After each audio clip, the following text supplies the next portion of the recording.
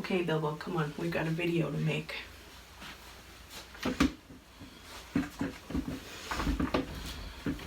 Hi guys, this is Caroline. I want to talk to you about our first project that we're going to do together. I've put a few examples here in front of me, and this is specifically for my SAEC art students, but also anyone who is following along and doing projects with us. You can do this too. I wanted to introduce first the gift card and gift tag project. So I don't have a tag here, but I'm going to put a picture of one into the video so you can see what that'll look like. But this is a card that I made. I will post a picture of that in the video as well so you can get it close up. And there's a tag that goes with it. Cards like these are really appealing. People really enjoy getting them. They like the handmade feel of a lino cut print. And I like the fact that you can put a lot of work into carving your block and end up with the ability to print as many as you want. One year for Christmas, I printed 125 Christmas cards. It was kind of crazy, but it was fun. And I sent them out to people. Oh, imagine the postage. Oh my gosh. But it was really worthwhile. It felt like giving all my friends and family a little gift from my studio. So I really liked doing that. So it's really worthwhile to put a lot of effort into your plate, because your plate will last a long time and you can print lots and lots of copies in all different colors too. So what I wanted to tell you is that we're gonna start with the card, and you should have a block in your kit that's labeled card on the back, and then there's a smaller one roughly the same size as this little guy for your tag. The theme that I'd really like you to use is hope and joy. I think that right now, with all this pandemic stuff going on, we need some hope and joy, and we need to focus our attention on positives to balance out all the stress. So I really want to encourage you to explore the theme of hope and joy and think about what kinds of images really lift your spirits or make you feel optimistic or make you feel good inside. Like maybe it's sleeping puppies or maybe it's a Sasquatch dancing, or maybe it's hugging a friend and sending a message of love to somebody even though you can't see them right now in person. So think about that theme. And when I'm working on an art project, what I usually do is image research. I will go to the internet or a library, or sometimes my own personal photography collection, or maybe I will go out and take pictures of specific things, and I'll just collect a small library of images for myself that are along the lines of what I'm planning for my project. And then I'll look at all those images and I'll start doing some sketching. And it's really important that you try to create something original.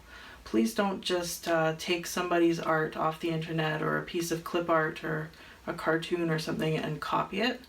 It's much better if it comes from you.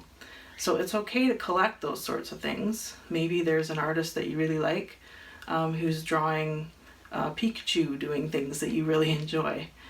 And you could look at a collection of images of Pikachu and maybe invent your very own character to draw that has similar cuteness and similar expressions and sort of a similar idea behind who they are and what they're doing. So try to invent something that comes from you, but feel free to draw on or to look at all kinds of images by other artists. That's cool to do that. So that's how I usually approach a project, is I will put together a small library of images that are pertinent to what I'm doing, and then I will sketch, until I come up with a drawing that I really like. Now, when you're planning an image for linocut, it's a little tricky because if you're used to, pencil drawing, you'll have the option of making different shades of gray. But in linocut printmaking, you don't have that option. You either have an area that's going to print or an area that's going to stay the color of the paper, which might be white if you're using just white paper, or it might be a colored paper. But in any case, you only have the option of printing or not printing an area on your plate. So it's like thinking of it in terms of black and white, even if you're not printing in black on white paper. If you think of your design in terms of black and white, that will help you to get your head around how it works. So black and white is important, and also it's really tricky to carve really delicate lines on a block. Something like this guy that has a lot of line work, you will find that you need your lines to be a little bit thicker in order for them to stand up to the kind of abuse that rolling ink on it will apply. So it's always good to make your lines a little bit thicker. The guideline that I like to use is about as thick as what a Sharpie pen will draw. That's a really safe thickness for a line. Any thinner than that and you run the risk of that little bit of material breaking or crumbling or flopping around when you roll the ink on it, and when you put pressure on it to take the print. So I always say rule of thumb is use the Sharpie, this is a fine point Sharpie, as a guide for how thick your lines should be. But you don't have to just work with lines, you can also work with shapes. So here's an example of a print that I made. I will also put a picture up of it. This is my two little kitties having a nap together. And it's mostly solid shapes with just a few lines carved in to show the outlines and their stripes. So you can plan an image entirely based on shapes that are black and white rather than lines. You can plan an image that is mostly lines, and you can plan an image that is a combination of both. One really great example that I think you could probably relate to, where you combine both line and shape, is First Nations form line design from Northwest Coast Native Art. So here's an example. You've got lines that go really, really, really skinny, and then they flow into these thicker shapes, and then they flow back down to a slender line again. It's quite beautiful and very clever the way these First Nations artists design their form line. And I'll show a few other examples in the slideshow. But that's a nice way to put the two concepts together of line and shape. Yeah, so it's a little bit of a learning curve to think about drawings that will work for a linocut project, but just work it out on paper first. And what I recommend is that you start with a sheet of tracing paper and just place your block, your card block, and your tag block onto the tracing paper a little ways apart. You should be able to fit both of them on one sheet, and just trace the outline of your blocks. That way you know exactly how big your design needs to be and exactly where your borders are, and you won't have any trouble fitting your drawing into those boundaries. The other nice thing about it is that if you've done other drawings, say in a sketchbook or on another piece of paper, you can take that tracing paper and trace what you've done. So that's really helpful. Just don't trace someone else's work. Try and invent your own, okay? So tracing is a handy tool to reproduce something that you've done elsewhere, a drawing that you've done.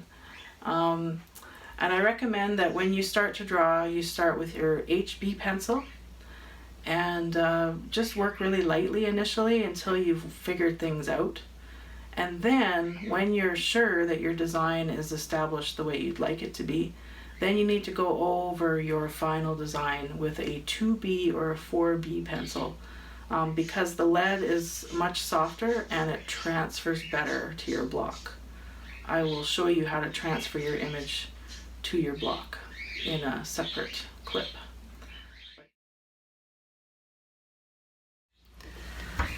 Okay, I want to give you a demonstration of how to transfer your drawing on the tracing paper to your lino cut block.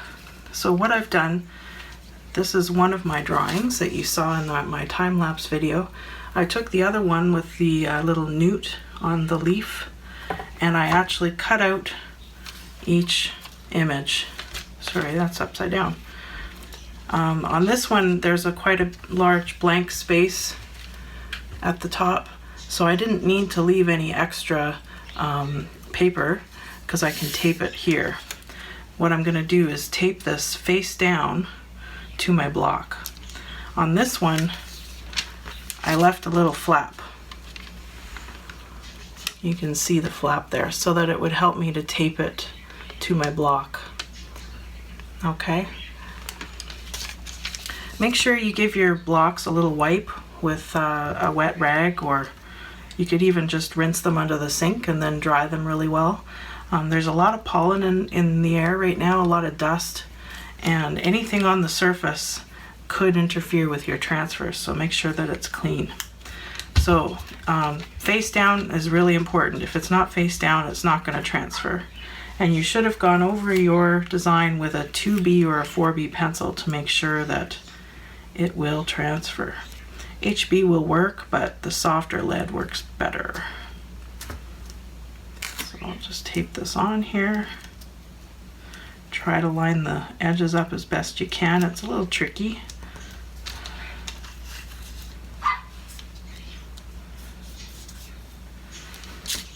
And then I'll just do this one for the sake of the demo. Once it's on there, you might want to tack the other corners down, but you don't necessarily have to if you've got a good hold on it.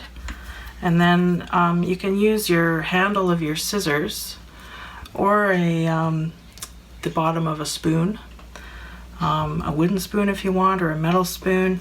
You could even use the lid of a Sharpie, something that's got a firm, hard surface but is curved. It doesn't have any sharp edges. So I like to use the handle of my scissors. That just seems to work well. And then you just rub the back of your paper, your tracing paper, going over all the image, making sure you don't miss anything. And that little bit of pressure, it's not, you don't have to push hard. That little bit of pressure is just enough to transfer the graphite from your pencil to your block. If you're not sure that you've covered it all, you can carefully lift up and check. So I'm just gonna do a little more work here to make sure I get that area good and transferred well.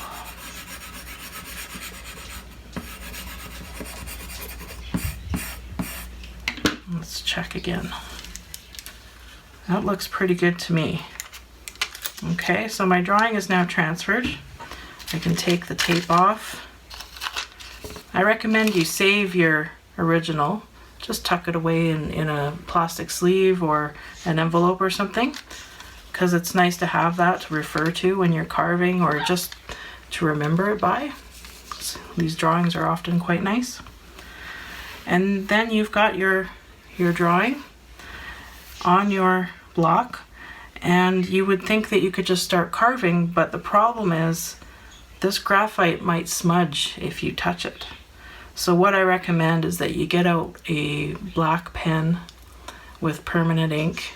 There should be a couple in your kit with different sized nibs, and just go over your design in ink before you start to carve, so that it won't smudge accidentally when you're moving it around as you're carving. And that's it. That's how you transfer your design. Good luck. Hope it goes well for you. And then lastly, I just want to introduce that I'm going to put a slideshow into the video here. I have a lot of photographs of former SAEC students' printmaking projects, so you'll get to see some of those. You'll also get to see some of my work, and possibly one or two other people. I have to see what I have in my collection. But mostly I'm going to focus on student work and my work, because I don't want to step on anybody's toes with copyright. That's important. So enjoy the slideshow. Think about the theme of hope and joy. Start sketching, start collecting images that fit that theme for you. And you can get started on planning your design on the tracing paper anytime. You don't have to wait. You can get going right now. Okay, good luck everybody, and enjoy the show.